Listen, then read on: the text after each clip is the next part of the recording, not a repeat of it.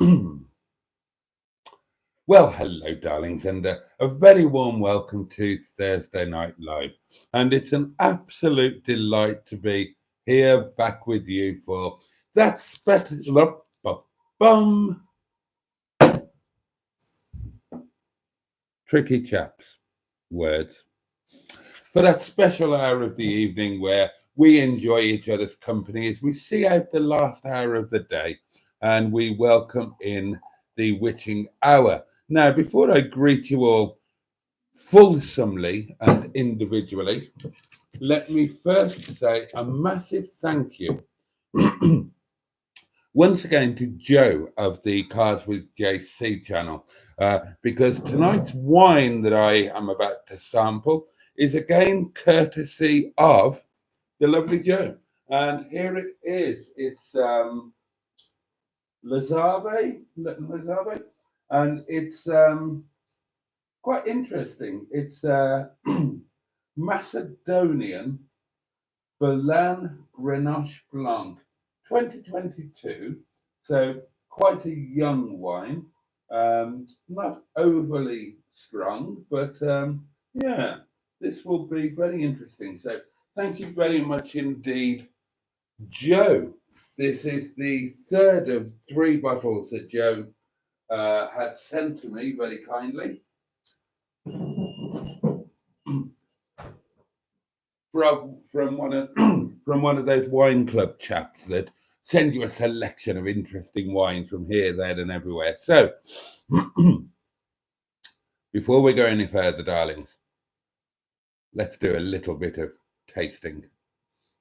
Now, you'll notice that I'm holding the glass by the stem because I'm not an animal.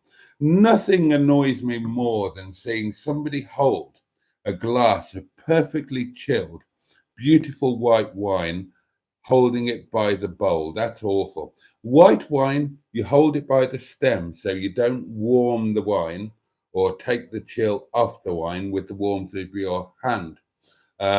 Red wine, not a problem. Brandy, by all means, hold it like that and cup it so that you do warm the brandy. White wine, always by the stem, please.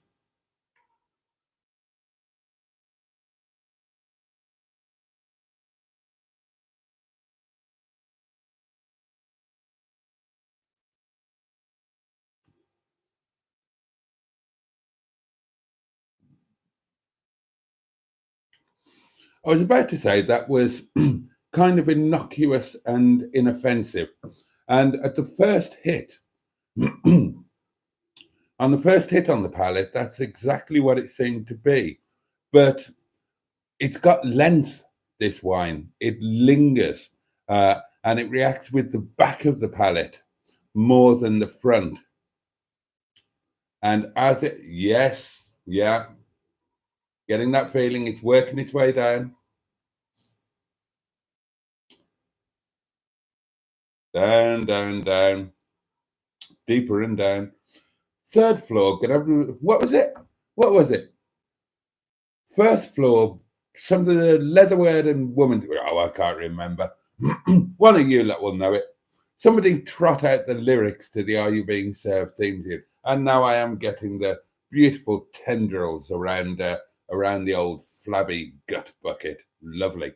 Well, cheers to you all. Your very good health. And a special thanks to Joe.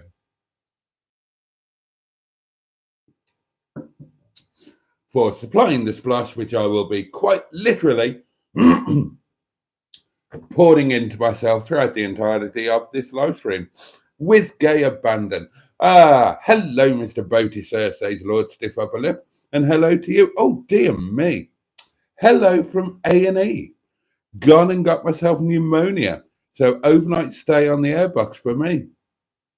And that's named me -1, so I'm very, very sorry to hear that. That was the maiden wine burp.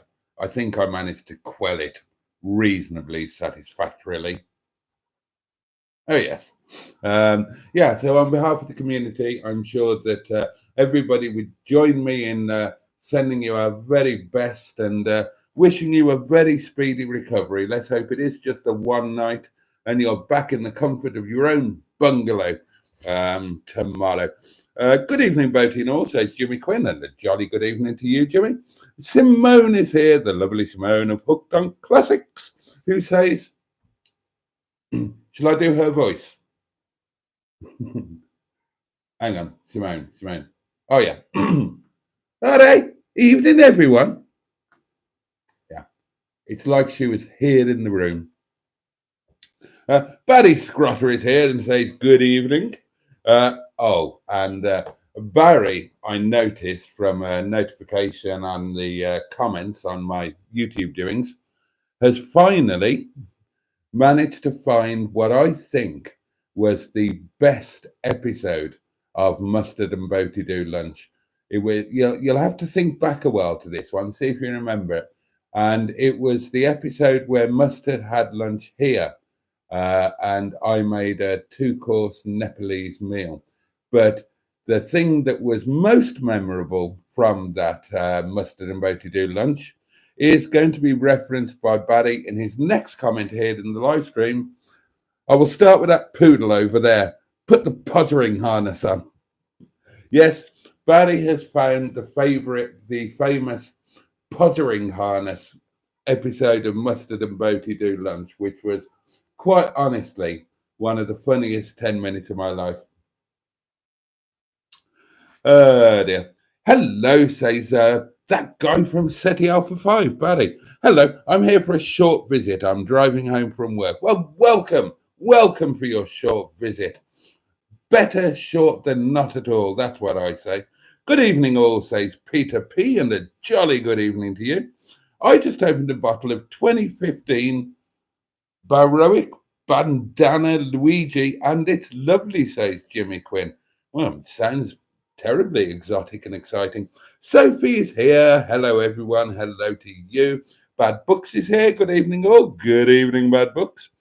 Boaty, says Barry Scrotter. I see Simon is moving his 75 estate on. Yes, indeed. Mus Henrietta Pie, my ex-car, is indeed up for sale. It's on Facebook Marketplace at 1,250 of His Majesty's pounds. But I'm given to understand that a discount is available to anybody who subscribes to Simon's channel, which is, of course, Startled Pistols, Smashing Pistons, Smashing Bristols, something like that. So if anybody's in the market for one of my ex-cars, that's where it is. Or you could buy one of my cars. More on that later. Oh, yes. I like to keep you in suspenders. So, says Barry, I spent the afternoon watching old James Hunt footage. God, I miss the man. The commentary on modern F1 is, well, the pits. And we'll forgive the expression there. Yeah, James was a bit of a force of nature, wasn't he? There's any number of anecdotes and stories about him and dear old Murray Walker commentating together. Of course, Murray couldn't abide him at first, but then became incredibly fond of him. He certainly called a spade, didn't he? Good evening, everyone, says Tom, and a jolly good evening to you. I can never stomach wine, says Barry. I hate the taste of it. Well, I'll have yours then. Oh, Jimmy Quinn says, Boaty, your Welsh video was excellent. Jimmy, that's really extremely kind of you. And I'm delighted that you thought so. Mr. Stephen Paddy from Port Sunlight in the Whittle, the Leisure Peninsula, says, just been watching our YouTube celebrity. Oh, right. Just been watching our YouTube celebrity. Very good. First class, Mr. Jason, from you and your new friend, Sean. I'm here on YouTube. Here on YouTube. I've got to say, I really enjoyed that, and thank you, old chap. You are more than welcome. It was literally my pleasure. Tom says, I've had a combination of pints and Prosecco tonight. My goodness me, Lady Petrol and Pints. Yes, next time you go, says Barry, can you have a quick drive to Cumbran, if possible? I'm sure that could be possible. Ed Usher is with us. How lovely. Good evening. Hope you're all jolly well. I have a guest tonight with me. Angela, the housekeeper, has agreed to stay and watch your amazing live conversation. We are both nude and very comfortable with G&Ts.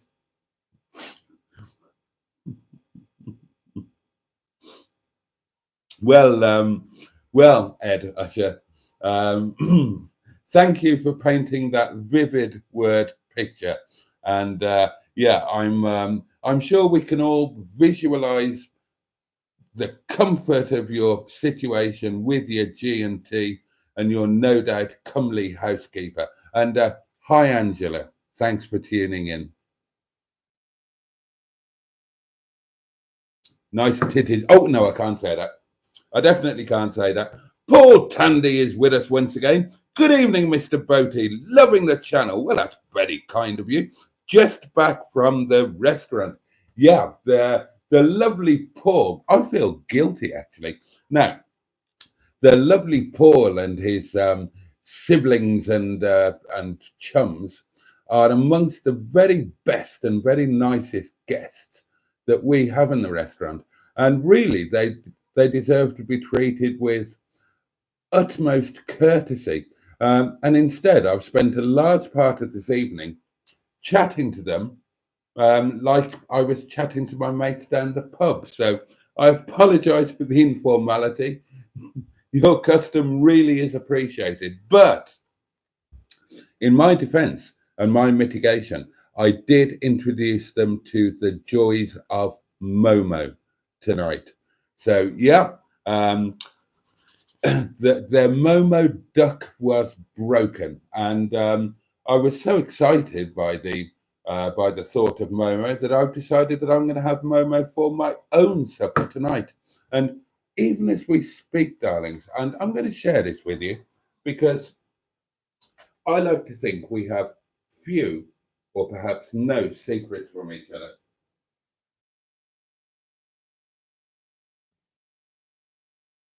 Now, this was a last minute decision to go for the Momo.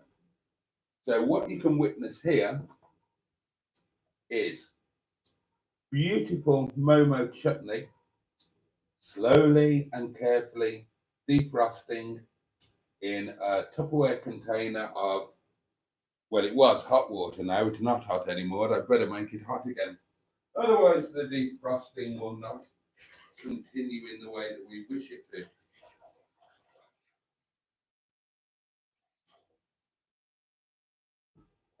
Hopefully, you can still hear me when I'm over here and the microphone is over there. Now, it does appear to be low tide at Glass Bay, so I'm going to seek replenishment. You'll excuse me, I'm quite sure.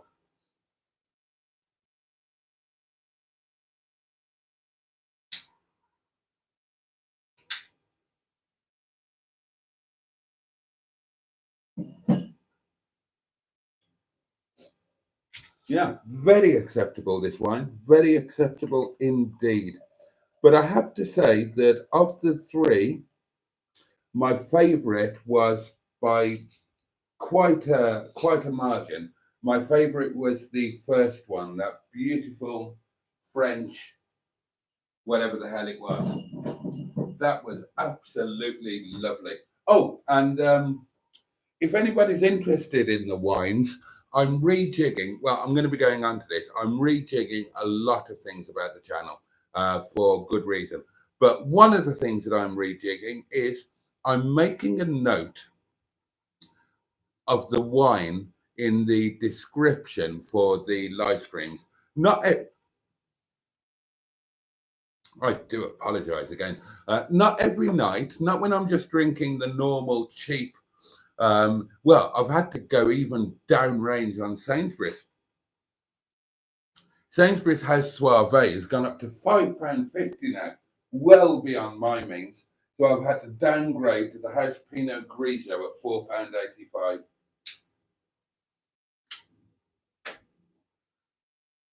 So don't worry, when I'm drinking that swill, I won't bother mentioning that. But when I've got a nice bottle that was on offer that I managed to buy or that somebody very kindly sent to me, I am now making a note of it in the description, partly for my reference so that I can remember when I really enjoyed one, but also for yours so that if you see me slurping something and I rave about it, then you've got a reference point to go back to when you can say, oh yeah, that was the one that he said was really amazing. And you might like to try it, or you might not. I mean, I don't know. It's up to you, but I'm putting it down there and you can, I mean, if you're not interested, feel free to ignore it. I won't be offended, especially if you, well, I might be offended if you tell me you've ignored it. But if you ignored it, just don't tell me that you've ignored it, and then I won't know, and then I won't be offended. What you don't know can't hurt you unless it's something like not knowing that you should look both ways before you cross the road. That could hurt you very much indeed, because you could be hit by a bus or another similar fast-moving large object, and I imagine that that could be very painful indeed. So the moral of this story is look both ways before crossing a road, and if you're going to ignore something that I put in the description of my live streams or any other video come to that, don't tell me that you've ignored it or that you're going to ignore it or even that you're considering ignoring it. Thank you so much. Now then, let's get through some more comments.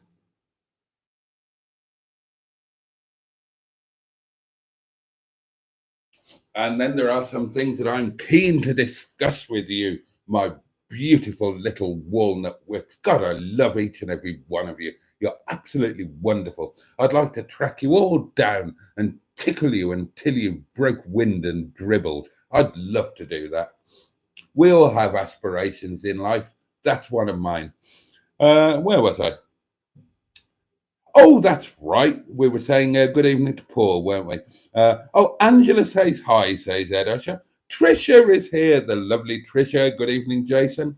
And all in chat, says Trisha, who is an all-encompassing and just generally lovely kind of person. As are you all. As are you all. In fact, Paul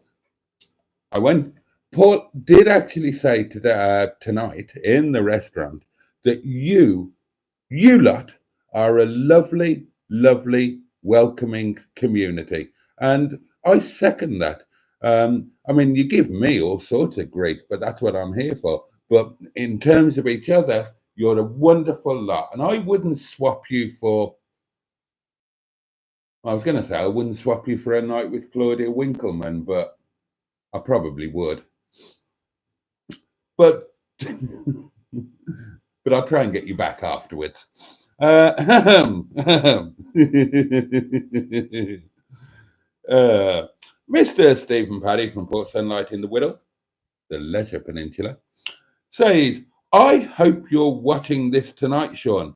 I've also been watching your video with Mr. Jason, and I have to say, really enjoyed them. Well, that's incredibly kind of you, Stephen. Thank you very much indeed. Restaurant stroke hotel news? Asked Ben. Oh, yeah. Oh, God, well, that's changed a bit today. Okay, I'll put it into a nutshell.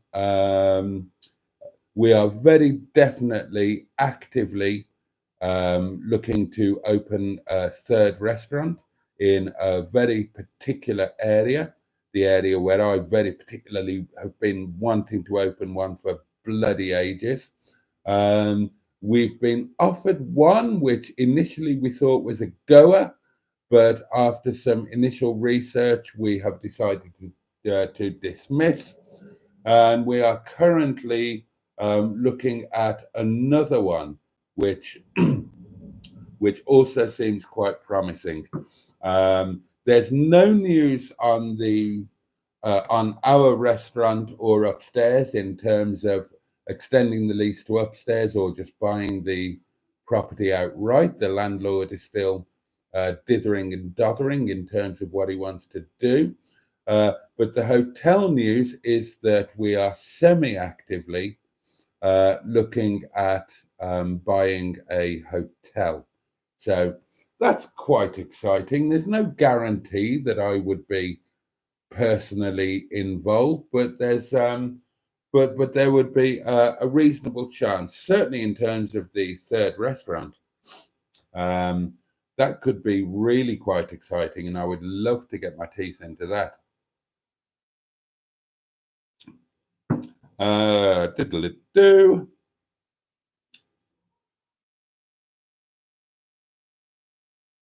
Oh, hang on, have I missed a comment somewhere?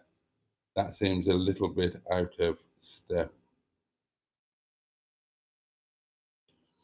Oh, it's Stephen is sending the very best wishes to John, and I absolutely second that. A reminder that our friend John, he has his operation on Saturday morning, so we'll keep him in very much in our thoughts and prayers, and we will do our best to keep him company during his recuperation.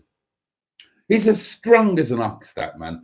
I've met him in person more than once. I've got faith that he's not going to let a piddling little matter like a naughty growth or a spot of cancer here or there put him down on the canvas. No, no, no, no. He is made of sterner stuff. Ben says, good evening, fans of Welsh Wandering. Another little reference to the video that went live last night, but it went live very late last night. So I imagine if most of you, if you've seen it, you probably didn't see it until today. Name Me -1 says, back in a new ward for overnight. My, that was not a fun transition. Oh, bless you. Oh, well, I mean, keep your pecker up. Well, I mean, don't, if you have one, because name me -1, because you've never made it clear whether you're a chap or a lady chap. But if you have a pecker, keep it up metaphorically, but don't keep it up literally, because unless things have changed, nurses have got a habit of wrapping it with a ballpoint pen, and it'll soon run away and hide in shame. Sophie says, Neil has work tomorrow, and I have Joe coming over. Oh, how fabulous. How fabulous. Mm-hmm. Oh, that's like a plot for a what's it farce, isn't it? Who was it? Who was it who did the farces? Run for Your Wife and all of those. I've forgotten his name. Oh, I want to say Ray. I'm sure it's Ray somebody. Anyway. Hi, Karen, says Jimmy Quinn. Am I missing comments here? Because there are comments here that I've got it on all comments, and there are references to things I haven't seen.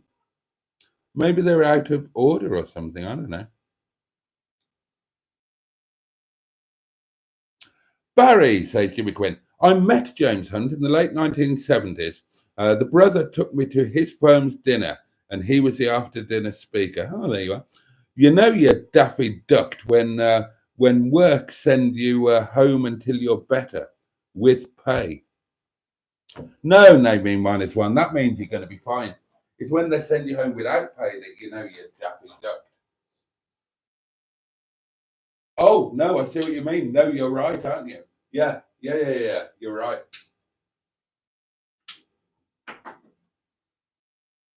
Yeah. With pay, that is the bad sign. So, well, I mean, you'll just have to call their bluff and survive, won't you? That's all there is to it. You've got us behind you. Ah, right. Now the comment makes sense. It's just popped up. And I have just picked Karen up, says Barry, and she is here and says hi, which is why Jimmy said hi, Karen. And I'm going to do exactly the same. I'm going to do it now. Watch me. Here I go. Hi, Karen. Lovely to have you here. It is actually. It's lovely. It's lovely to have Barry and Karen here. I remember when Karen first rocked up to one. Caused a bit of a kerfuffle, she did, and we liked that. But Boaty, did you get a speeding ticket in Wales for 20 mile an hour? Not had one yet. Barry says, I'm not familiar with Momo. Well, then all I can say is that you are missing out on an absolute delicacy, the national dish of Nepal, and one of the most wonderful things that you could ever pop into your mouth and send down your little red lane. I love Momo, says Sophie. I could eat them all of the time. So could I. I have to stop myself from eating them every day. I genuinely do. I try and limit myself to once a week. Oh, I had them Sunday night. So technically that's last week, isn't it? So this will be the first week, the first time this week. But you can guarantee I'm going to want them again next Sunday night. So I'll have to work on that. Oh, excuse me. God, I'm working in my shirt sleeves tonight, says Buddy Scrotter. Bring on summer. Oh, what are the ingredients, says Barry. What, to Momo? Okay. Well, Momo is a generic term for the national dish of Nepal, which is a dumpling, basically. It's a dumpling. The ingredients, well, the one constant is something called Momo masala, which is actually a Himalayan herb and spice mix. You call it Momo masala as a generalization, and indeed in some stores you can buy, probably not in the UK, but you can buy somewhere a ready mixed Momo masala. But, you know, decent people wouldn't do that. It'd be like wearing a clip-on bow tie. So Momo masala is just the mix of herbs and spices that you would use, but that you would normally mix manually, you know, and it would include some that are unique to the Himalayan region. So that's the constant ingredient. The pastry is a constant ingredient. Do you want to see one? If you're genuinely not familiar with them. I've shown them on the channel before, but there you go.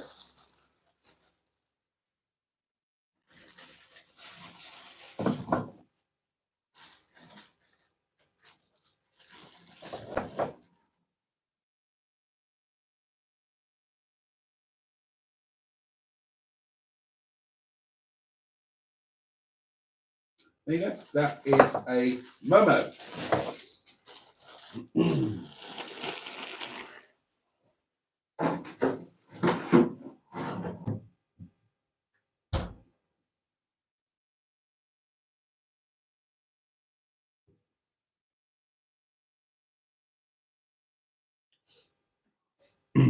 So, so they're dumplings, as I've just demonstrated.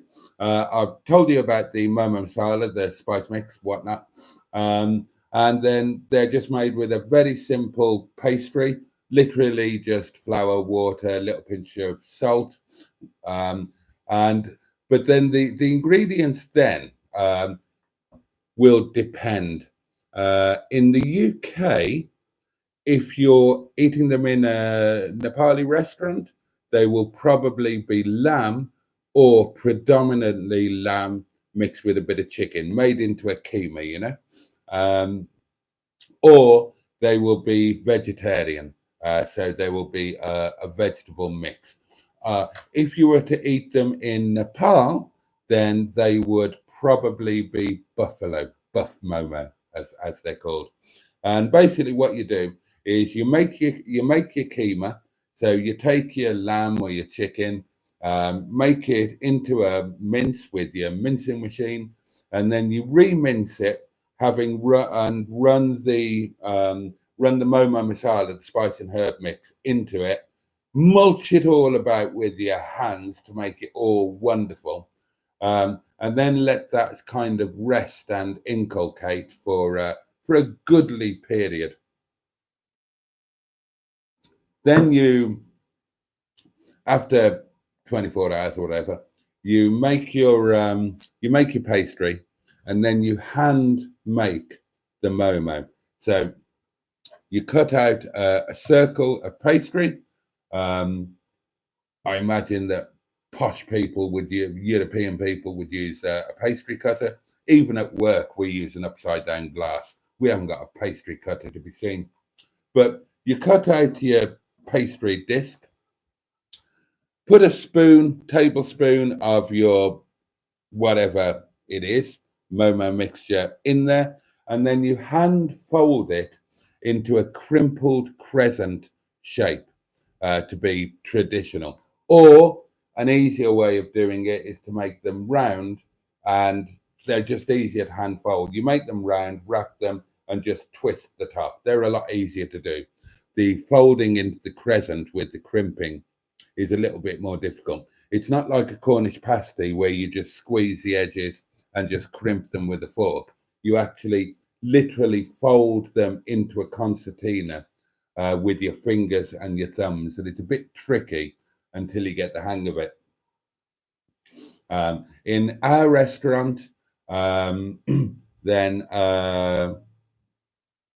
we do meat momo into the crescents, and we do our veg into the round, and that's just for our benefit, so we can tell them apart. We know which is which.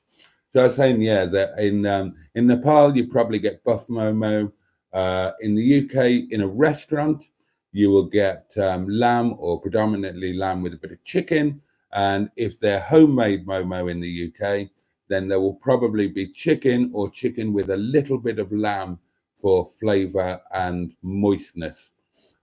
They will then be the traditional way of cooking the momo and serving them is to simply steam them and then serve them with a spicy momo chutney with tomatoes, sesame, green chilies, herbs, spices, and whatnot. Basically, what I just showed you in my little frozen tub, because we make a bloody great big pot and free. Well, I portion freeze mine, so I've got individual portions just ready to defrost. Normally, I would defrost them overnight. Tonight, I'm having unexpected momo, an unexpected treat, so I'm doing a bit of rapid defrostation. But you can also have them deep fried, or another traditional Nepalese way is to have them served actually in a soup called a jal, which is a very thin, intricate, highly spiced soup, and the momo are actually in the soup. You won't find that in virtually any Nepali restaurant in the UK. We certainly don't do it, but there are a couple of momo bars in London where you could get that. Otherwise, you need to go to Nepal. But honestly, they're fabulous. Sophie will tell you, Neil will tell you, Joe will tell you, Mustard will tell you, Senior Mustard will tell you, anybody else who I've fed with momo. Now then, back to the old comments. Oh, Tom says, when do you think you'll arrive at the Great British Car Journey on Saturday? Unfortunately, Tom, I don't think I'm going to be at the Great British Car Journey on Saturday. It's a £10 entrance fee. It's booked in advance, and I haven't had £10 to pay for it. So I'm really sorry about that. The truth is that because of Monday and Tuesday, despite help from you lovely lot, I just spent money I haven't got. I'm over my overdraft limit. I've had 3 direct debits bounce, including the car insurance I told you about. And that means I can't use my bank account. And that means that I couldn't book the ticket for Great British Car Journey online, unfortunately. So really sorry about that, but absolutely nothing I could do about it. Is it a type of curry? Asked Barry. Barry will love that. Oh, presumably that's Karen talking. Well, I've answered that now. You've seen what they are. Ross is here, Dino Dad. Hello, gang. How are we all? Should I send you a bottle of Blue Nun, Boaty? Asked Barry Scrotter. Please don't. When I was a backpacker, says Ross, I found the cask wine is the way to go. So if it goes tits up, you can downgrade to that. Right, okay. I love the little taps on the boxes of wine. I quite like those as well. Good luck, John, from both of us, says Barry and Karen. That's kind. Hi, Mr. Boaty. Angela here. You seem to be a rather fun gent. I would be happy to spend a jolly time with you and Ed if you're open to invitation, with all your needs met. Gin and tonic or wine generously served. Well, I mean, you had me at wine generously served, Angela. Did I cause an argument? Asked Karen. As Barry would say, too bad, so sad. No, you were fun. Smelly Hole is with us and says, Boaty, you can track me down and tickle me till I fart any day. Bring your gas mask. Ashley Stewart, bless his heart, has sent me a £5 super chat with the message, over 800 views on the Wales video. Great job, Boaty. Oh, right, I am Tom, yeah. Thank you, Ashley. I really, really appreciate that. And thank you for all of your comments on the video, both here or actually on the video itself. It's been a nice and a massive thanks to Sean, of course. It's been a good day for the channel. I've had the last time I looked, I think I've had, what was it? 121 new subscribers over the course of today. And as Ashley said, the video has had over 800 views. But what you lot won't see is that with the new people coming into the channel, my views have just exploded generally today, because people who've watched that video and the algorithm likes that video, it sent a lot of other videos people's way. So as well as getting 800 views on that video, many of my other videos, some of which have died in the wood, are suddenly getting really, really, really good views. So it's been a really exciting day, and that's kind of the thing that I want to talk about, because that excitement and the satisfaction from having produced what I don't think was a bad video, and certainly better than the crap I normally put out, that's kind of addictive, and I want to carry it on.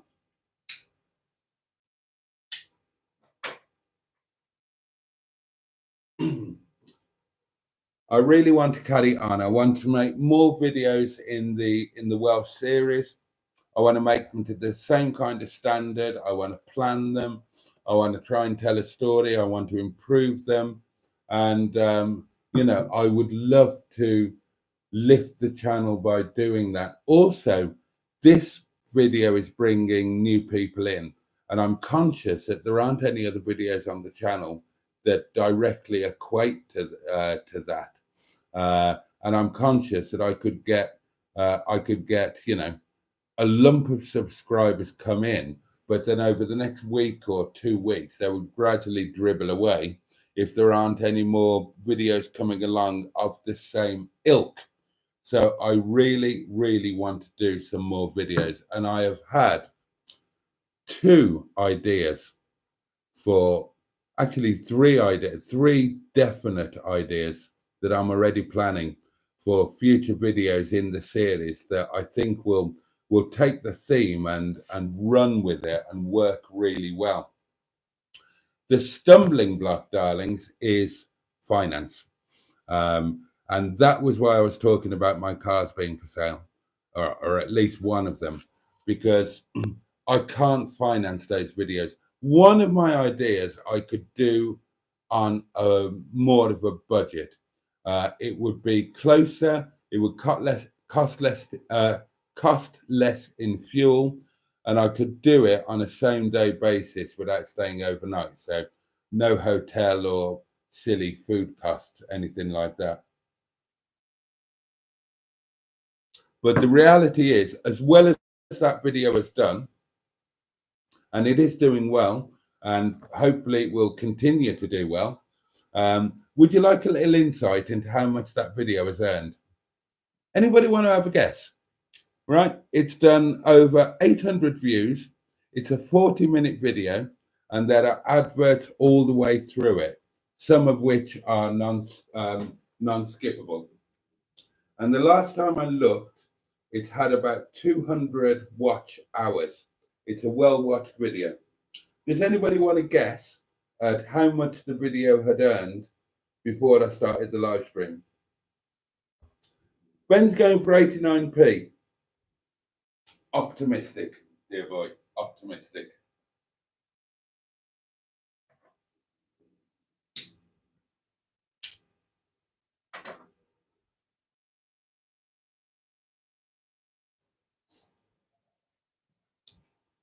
£37.5p from Bad Books.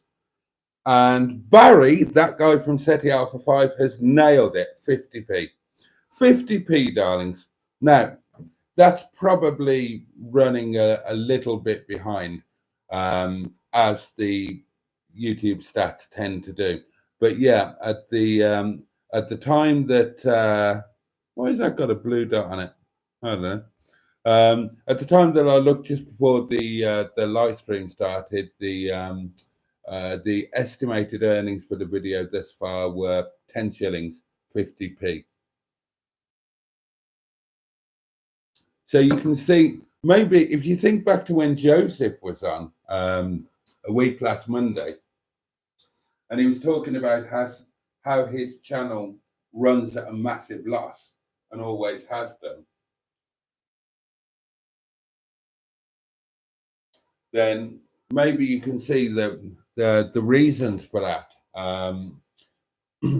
It's a bit awkward if you're, I mean, like Joseph travels all over the UK to go and test cars and whatnot, and go to shows and do the shambolic shuffles. And he uses a load of petrol and stays in hotels.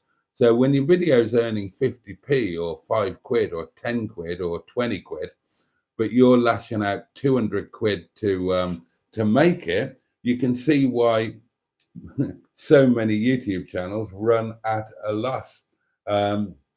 Interestingly, what's his name? 00 Garage did a video on this within the last couple of days, where he was talking about how much exactly it cost him to go to Rustival. So yeah, it is a thing. It is a factor. Now, I'm willing to take a gamble on having a proper bash with this Welsh series, but I haven't got the money to gamble with. So that was why I was saying that if anybody wants to buy one of my cars, now is the time to do it, because strike while the iron is hot, and you will get a very good deal out of me at the moment.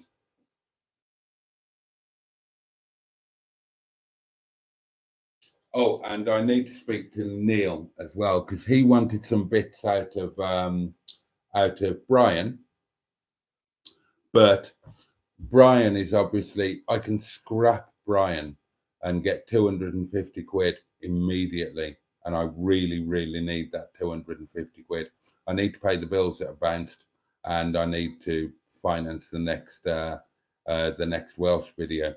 So I need to speak to Neil about that, because if he does want the bits out of Brian, he's going to need to sort it like double quick. So I need to get that car scrapped at the beginning of next week, and just get some money into the old bank.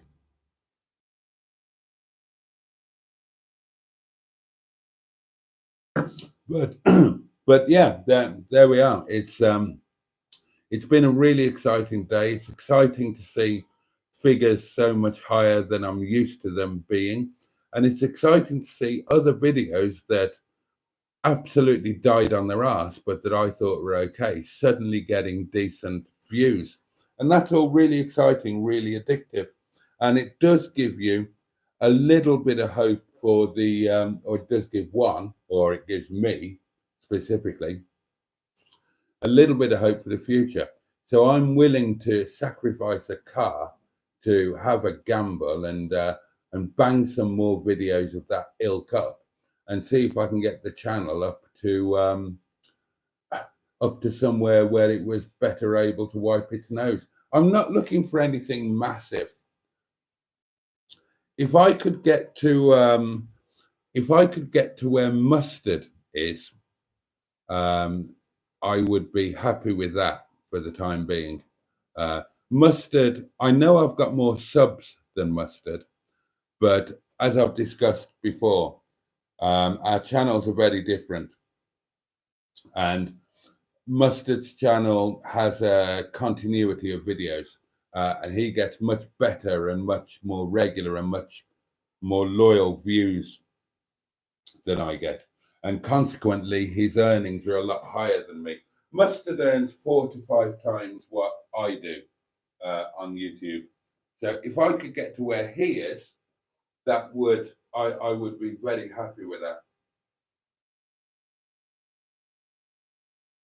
And I think that would be achievable if I'm doing more videos like the Welsh one, and if I'm doing the other things that I need to do with the channel to stop the algorithm from hating me and not showing my videos to anybody. So that's back to the old ideas.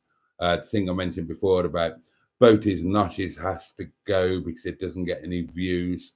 But they won't go entirely. They'll either go onto a different channel, or I think the easiest thing to do with the videos that I can't afford to risk upsetting the algorithm is to just make them member-only videos. Because in truth, the numbers that they get are so low, they're only really being watched by the inner scrotum anyway.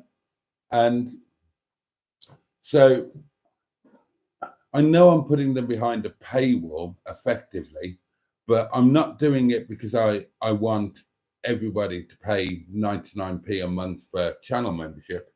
I'm doing it so that the algorithm doesn't screw up my channel, basically, and bugger me up when I do put out a decent video by mistake.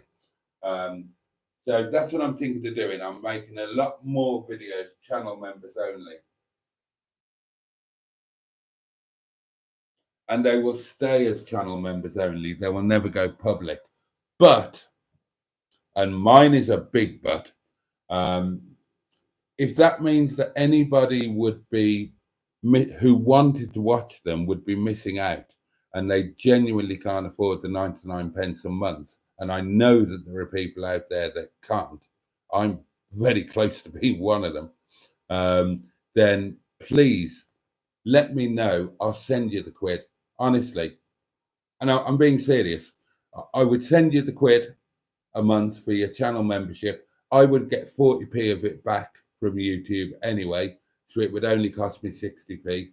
I hate the idea of anybody missing out on any of my content that they might like to see because there's a paywall involved, and I wouldn't let that happen. So if I go ahead and do this, then that will be the proviso that if you want to watch them, you can't afford the quid a month, shout me, and I promise I will send it to you. And I will continue to give away channel memberships as well. So that's another way of mitigating that. Where was I? I would be very tempted by one of your cars, says Tom, but sadly I still need a few more months of saving money. Which one is it, Tom? Which one is it? You can tell me.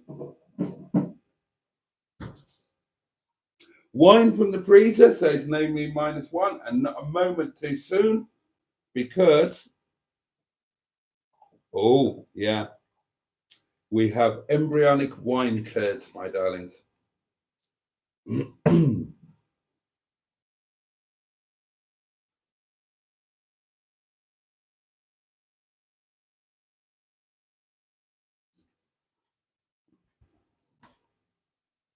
Barry wants an S40 Volvo to fulfill his BTCC fix. He has too many cars. That's you, isn't it, Karen? Oh, let him have an S40 Volvo. And for the record, I have a Dodge Ram 2500. Oh, is that one of those bloody silly pickup things? Oh, God. Not a fan of the pickups. Although there was a pickup I did like back in the day. It was it a Dodge? No, I don't think it was. It was called a Cyclone. I can't remember what company it was. We'd be going back to the early 90s. I quite fancied one of those. I think it had a highly tuned 5.7 V8 in it. You'll probably know better than I do. Why don't you sell your Metro as a low mileage old vehicle, Stephen? Well, the Metro is for sale, but the Metro isn't my car. The Metro is a company car. I need to sell one of my personal cars so that I've got personal money freed up to fund the YouTube dream, or however you want to call it. I just fancy having a go at it. The first Welsh video was encouraging. It was encouraging. I enjoyed being a little bit more creative with it in parts. I enjoyed the adventure of it. I enjoyed the fact it was something different, and I'm loving the reaction that it's getting. And it's not like I've got too few cars, is it? So I'm perfectly happy to drop a car and see where trying to ramp up the YouTube channel goes. And if it goes nowhere, then so be it. That's the one, Peter P. GMC Cyclone. That was the fellow. Ed Usher says, Dear Boaty, have you ever made a mucky video? I'm sure you could charge more than 99p. Yes, I have. And yes, I did, is the honest answer to that. To be honest, the most sensible ones for me, says Tom, would either be the Metro or the 45 diesel. Always loved the ZT and TF, but I think I need the next purchase to be financially sensible. If you wanted either of those, Tom, I would have, I'd have a deal. I'd have a deal with you on either of those. Well, actually, I kind of need the 45 diesel myself as a daily.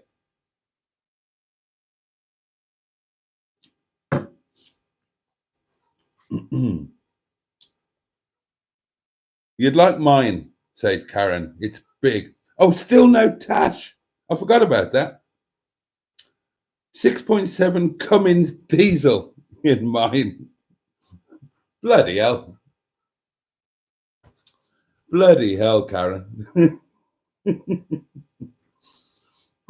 Barry, I've got an increased respect for you. You are clearly a man with a very large pair of cojones, because your wife is quite frankly somewhat intimidating.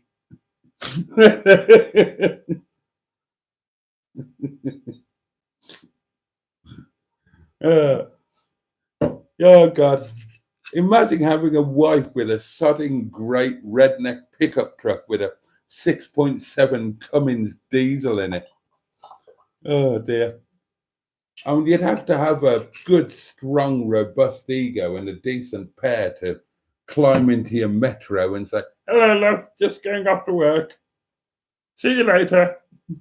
And have my laundry done, or there'll be hell to pay. Okay, Tom.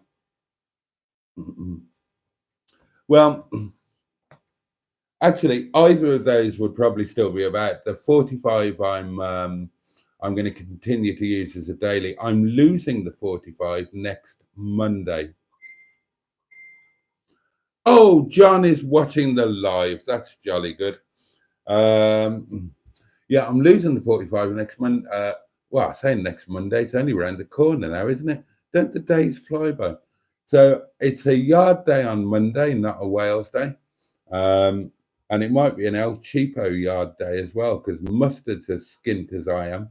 And he said on our phone call today, he said, I think we might need to bring sandwiches. I don't think a takeaway is going to be an option. So might be good fun content if we took turns cooking in the caravan. That might be quite good fun. And I would have been up for that, except it's his turn to pay on Monday. And I don't want to finish the takeaway thing when it's his turn to pay. I'd lose sleep. I'd never sleep at night.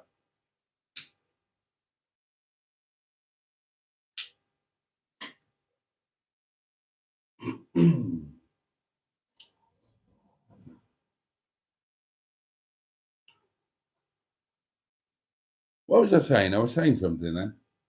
I've completely lost track of what I was saying. Oh, bloody hell. It gets worse, Barry. She's a cop. Of course she is. She has a 44 Magnum too. Bloody hell. I mean, I must say, now, obviously I've lived in the States. And I'm not sure on the statistics of this. In fact, it probably doesn't make sense. I'm trying to remember what the rates of domestic violence were like in America. I don't recall ever looking into it too closely. But I'm pretty damn sure it's a thing. My theory was that if more women had a 44 Magnum in their bedside drawer, then more husbands might be somewhat more wary of going down the route of domestic violence. Now, my wife had a right hook like a blacksmith, so that.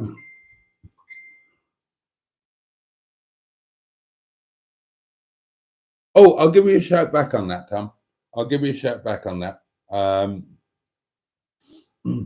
was going to give them a ring and see if it's possible to pay on the day, because I would have, or I should have a tenner in cash on Saturday morning. I've just not been able to book a ticket in advance, and I'm guessing that they're probably going to be full up. But I was going to make the phone call and see. So hold on to that thought.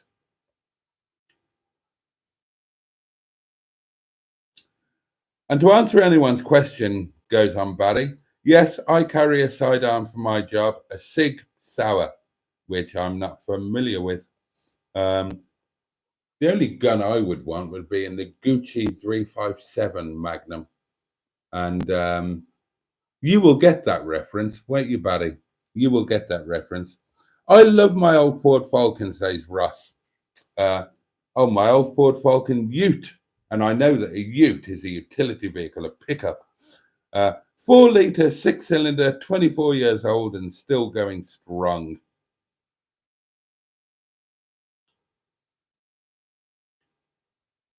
Oh, and Buddy says, I love a Falcon. Name Me -1 says, perks of country life in the UK and being too far from the local cop shop. We're allowed rifles and handguns, licensed, but we are not allowed fatal shots, so arse and below. That might be the title of this live stream. Ass and below. I'm going to screenshot that. I knew you'd get it, Barry. Yeah, the Noguchi 357 Magnum. Callan's gun. Oh, and poor old Lonely had to get him one from the Greek, didn't he? That wasn't a pleasant experience. Oh, I think I was saying about the 40. Yeah. Oh, yeah, Tom. The Metro. That's kind of not going to be aggressively for sale, if that makes sense, because I quite like the thing. So it's a company car. It's for sale if anybody wants to buy it.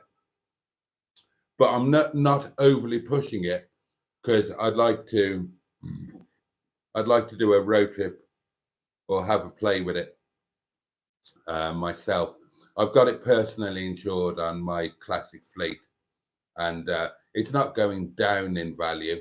So the unknown banker is fine with it sitting around for a while. He doesn't care if it sits around for a year, as long as it's going up in value. So if you were interested in that in a few months' time when you were financially best placed, it's probably still going to be there.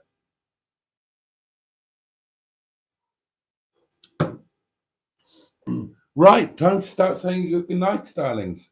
Time for me to start making Momo. We have gone past midnight. Boaty says, yep, we're trained to maim, but can go for a headshot if needed.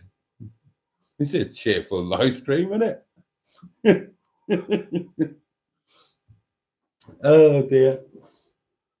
Oh, well, seeing as the Welsh video has been all the rage today, I'll remind you of a story that I probably told you before.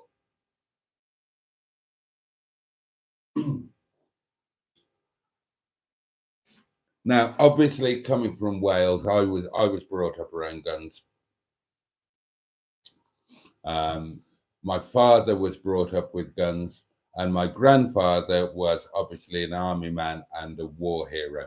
My father and I were both very proud of our shooting ability, with a shotgun, with a rifle, with an air rifle. And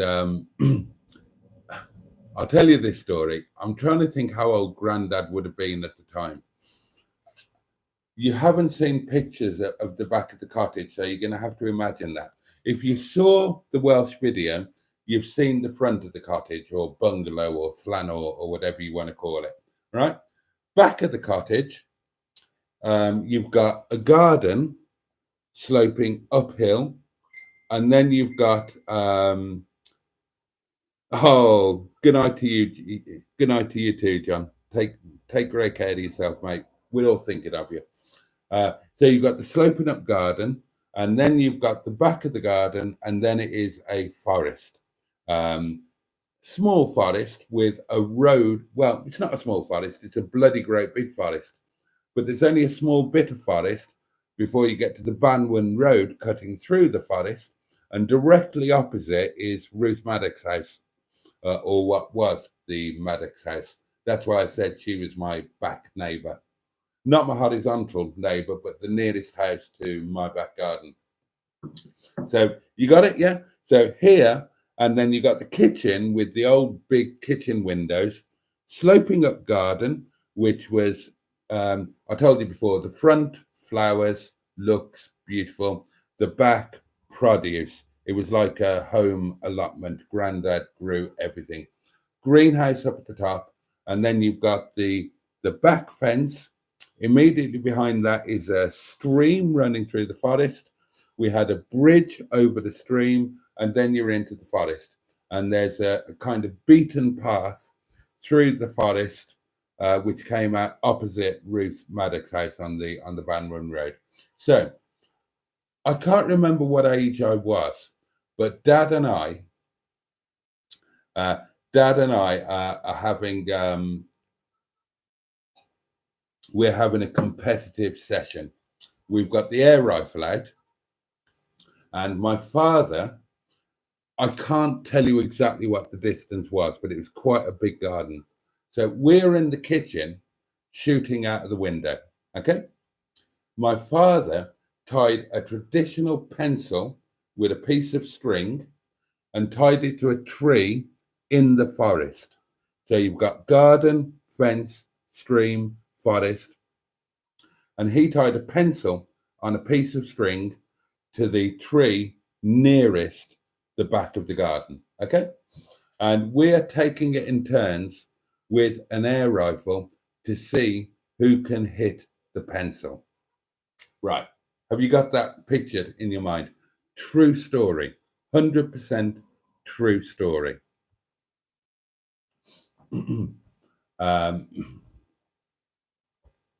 Oh, well said. So yeah, so I can't remember who hit it first, but it took both of us a while before we hit it. And my grandfather was watching this with something of detached amusement. And, you know, he wasn't a young man at this point. He must have been certainly in his 60s. And when Dad and I were both congratulating each other on hitting the pencil, Granddad took the gun, and with his first shot, I'm not lying, it was his air rifle, to be fair. With his first shot, he shot the string, and the pencil just, and he handed the gun back to us and walked off. My grandfather. Oh, dear, dear, dear. Right, time to say good night, darlings. Have you ever visited East Sussex? Probably, I don't remember. I have a cottage in Rye, but there's an event called the Bexhill 100 Classic Card Event. I'd love to see one of your rovers there, maybe the 45 Connoisseur. Sounds like a bit of a trek. Would I get back in time for the restaurant? We will say good night and wish everyone a good weekend, says Barry and Karen. Thank you to you both for popping in and telling us about your great big cars and your great big guns, and generally just making the rest of us feel slightly inadequate. But you're both lovely, so we... Oh, hello. Oh, my goodness me. Oh, Mark Passad, you blessed puppet. Let's give that a heart. I loved your video with Sean. Selling a car from the fleet might be tough, but might be helpful. I agree with that. I followed your channel because of your experiences and your life. The cars were secondary. All the best, Mark. And bless him, he sent a 20 quid super chat. That is incredibly generous. Incredibly generous. Thank you so much, Mark. And I appreciate that. I think I realized that. I think I kind of realized that the cars were secondary. So, but I really appreciate the feedback. I appreciate all the feedback. And God knows I'm no JM. I'm no mustard. I'm not even a hubnut, and I'm definitely not a Matt. So I know it's not the cars that you all hang around for. You all just feel sorry for me, bless you. Mark, that's really, really kind. Really, really kind indeed. And Ashley, again, thank you to you. That's honestly, it makes so much difference. Peter P says night all. Night, Boaty from Angela I. Take care. Thank you, says Ed. Don't forget to like, says Jimmy. Tom says good night all. And Ross quite rightly says, Barry is head of security for the channel. Actually, I think Karen's head of security for the channel. And Barry is second in command. The newer rovers are crap, says. Oh, bless Jimmy. Oh, bless you. The new rovers are crap. I watch it because of you. Oh, God, that's lovely. Oh, Jimmy, you've sent a tear rolling down my trouser leg. You all do that quite regularly. Hang on, is it Thursday? Oh, it's Thursday. It's the last one, isn't it? It's the last one, and I've not got any. I'm having the week and weekend off. There are no videos coming out. I might have to pop in tomorrow night, darlings, just for half an hour. I can't go the whole weekend without you. Wouldn't be right. But for now, I will let you go.